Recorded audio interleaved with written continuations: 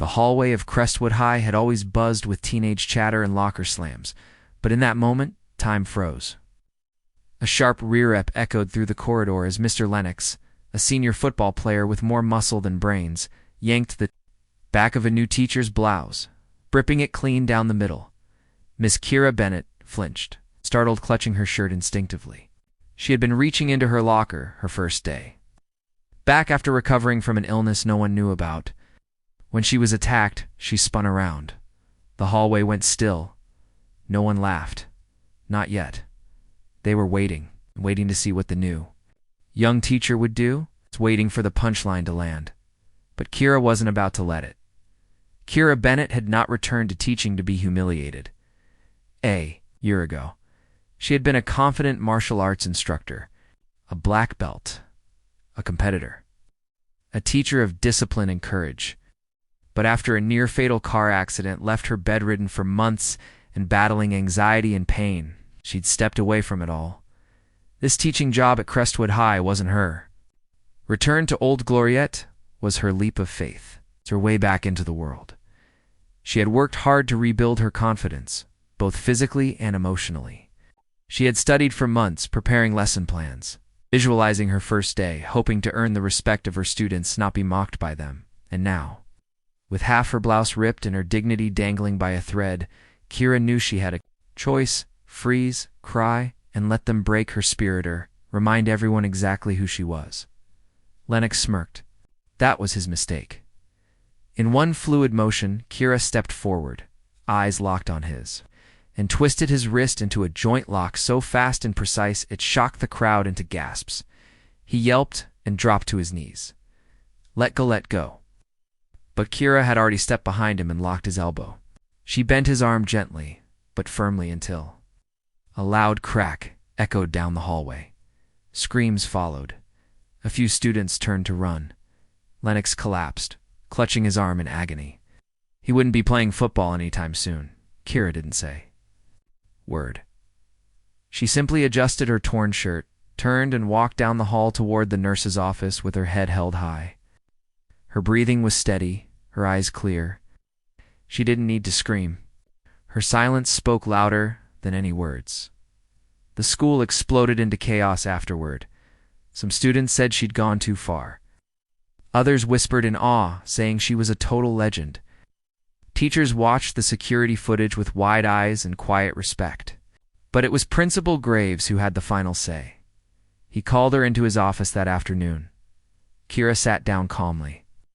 Knowing the video had already gone viral among students, her palms were still red from the technique. Her heart still thudded. Though she kept her expression serene, Graves stared at her across his desk. What you did, he said, was dangerous. She nodded, but it was also impressive. Kira didn't smile. He assaulted me. He did. We've already contacted his parents. He's being suspended on, possibly charged. There was a pause. Students are scared of you, Graves added, leaning back in his chair. Even the teachers are talking. I didn't come here to intimidate, Kira said, but I won't allow myself to be humiliated. He looked at her for a long time. We need teachers like you. The next day, Kira returned to school. Everything was different. Students moved aside respectfully when she passed. Some nodded silently. A few younger girls followed her, with wide eyes clutching books to their chests like shields. In her classroom, there was a hush, no smirks, no chatter. Just curiosity, and then a hand rose from the back. Miss Bennett. It was Marlowe, a quiet boy often bullied for his stutter. Did you really break his arm? Kira tilted her head, then smiled. I showed him the consequences of violating someone's boundaries. That's all. There was silence, then scattered claps. It wasn't loud, wasn't dramatic, but it was respect. Days turned into weeks, and Kira became more than just that teacher who fought back. She introduced a self-defense club at lunch. Dozens signed up, boys, girls, even teachers. Marlowe was the first to learn how to block a shove. He beamed for the first time that year. Lena, girl with bruises hidden under long sleeves, finally spoke up and said she didn't feel safe at home. Kira got her help. Slowly, the school started to shift.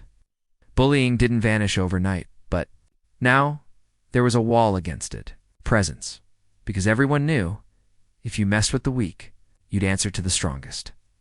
But Kira still battled her own demons. At night, the crash still haunted her dreams, the feeling of being powerless. In the hospital, the struggle to walk again, the months of people telling her to quit martial arts, to just focus on teaching, the fear that maybe she couldn't be both strong and kind again. But every time she walked through those school doors and saw a quiet kid sitting straighter or a bully shrinking away, she remembered why she came back. By the end of the semester, Crestwood High had changed, not because of one broken arm, but because of one unbroken spirit. Kira taught more than math. She taught strength, boundaries, respect, and most of all, she taught that being underestimated could be your greatest power. And when students passed her in the hall, they didn't laugh, they stood taller.